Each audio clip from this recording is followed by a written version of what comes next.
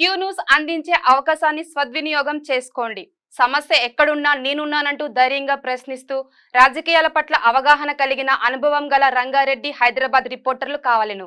సంప్రదించవలసిన నెంబర్లు 8688960884.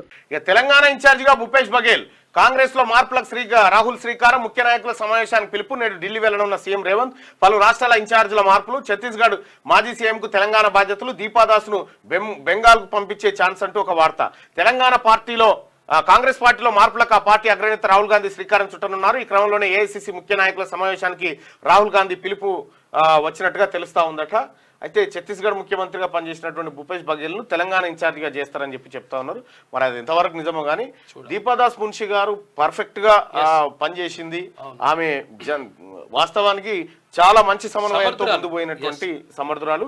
అయితే ఆమె ఇప్పుడు ఏవైతే 2-3 రాష్ట్రాలకు ఎన్నికలు ఉన్నాయి, ఆ రాష్ట్రాల్లోకి ఆమెను తీసుకుపోవాలనేటువంటి ఆలోచనతో ఉన్నట్టుగా తెలుస్తా ఉంది.